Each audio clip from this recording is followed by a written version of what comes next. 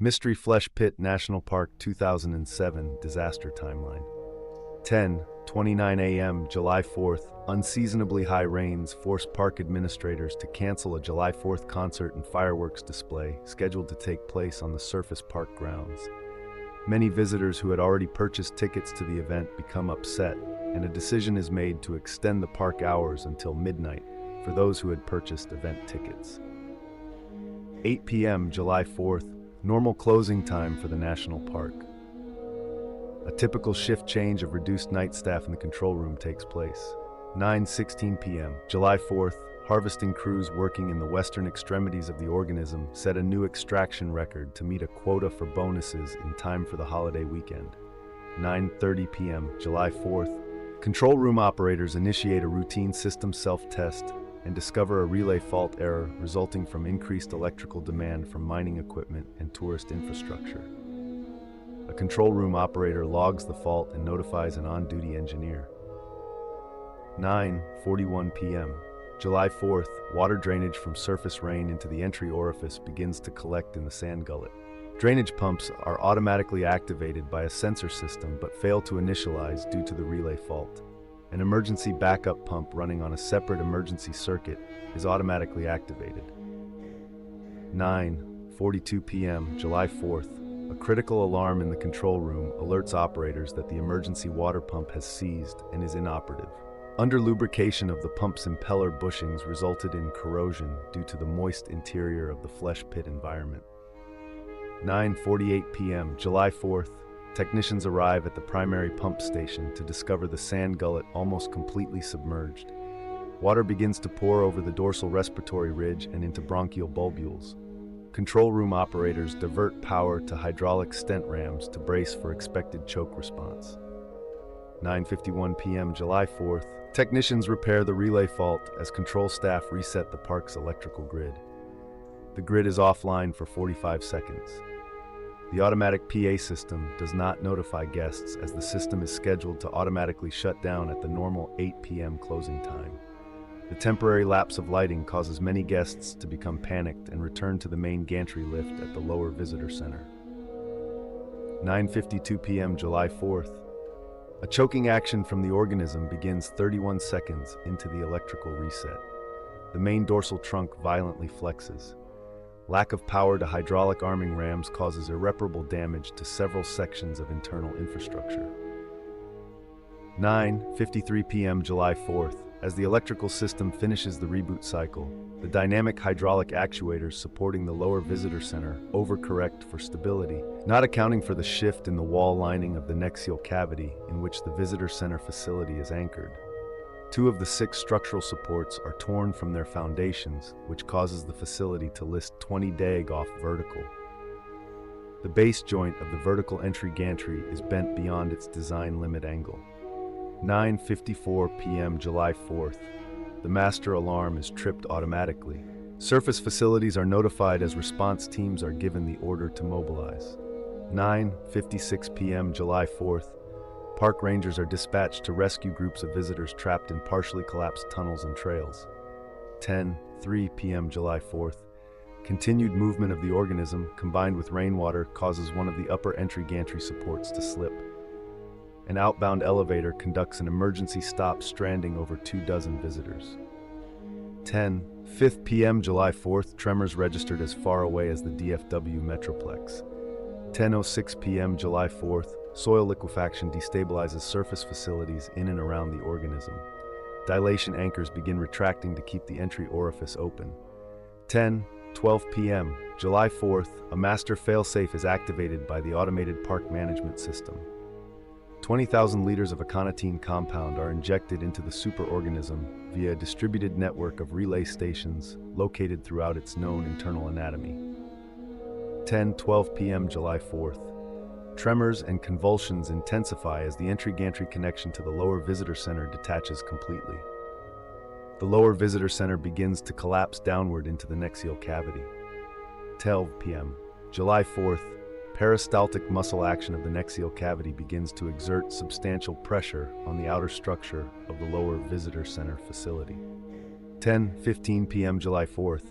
The prime labiode junction just west of the septum falls geobiological feature flexes into an open position, releasing a torrent of lactogastric chyma into the dorsal trunk. It is likely that this was a reaction to the aconitine injection. p.m.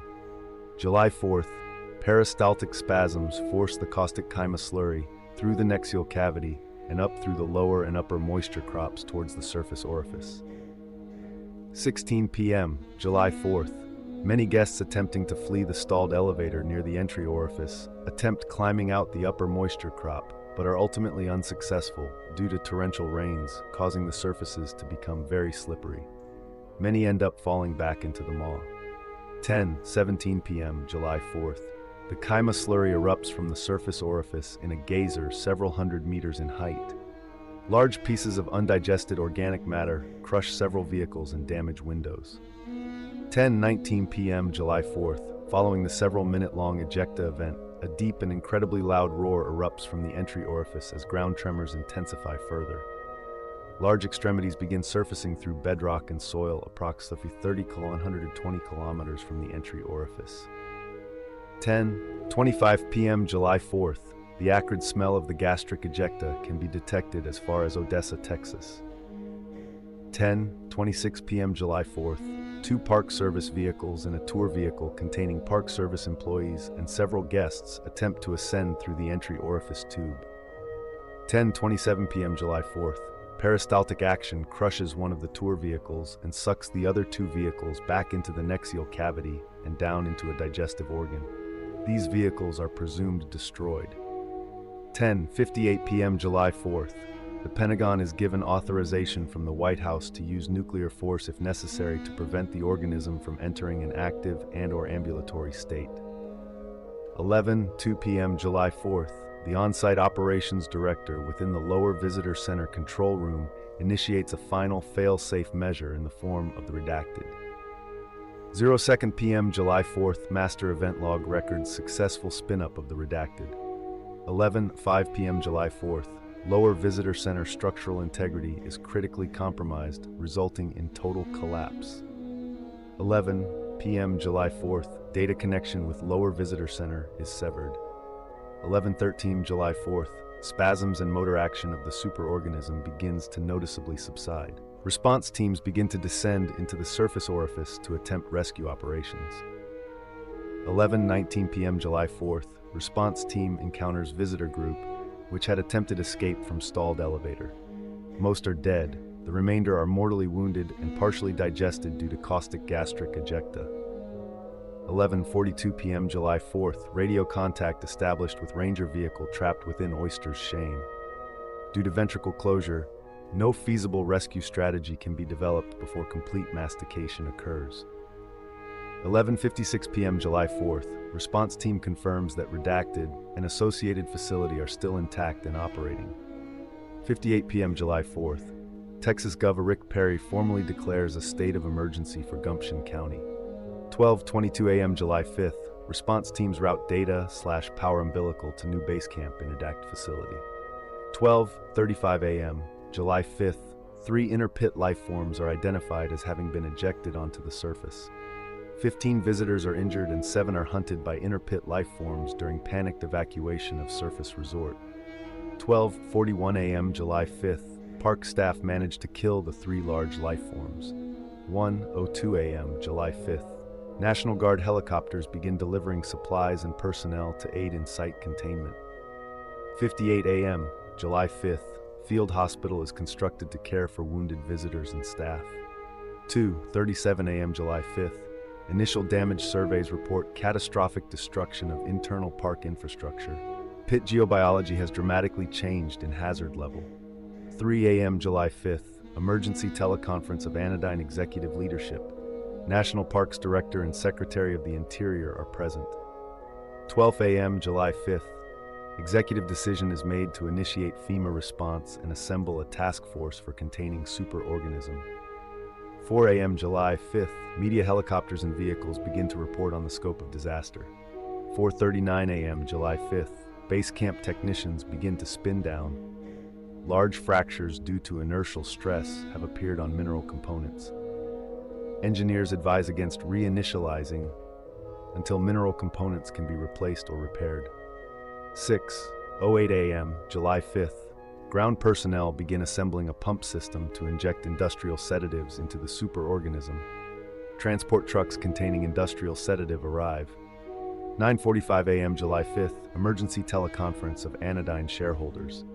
11:20 a.m. July 5th, several injured visitors inexplicably leave field hospital and begin walking towards open pit orifice. Approx 38 individuals are able to crawl back into the orifice over the course of 8 hours. None are recovered. 3:51 p.m. July 5th, radio transmission from trapped Ranger vehicle ceases. Many speculate that other small groups of visitors and staff are still trapped. End of timeline.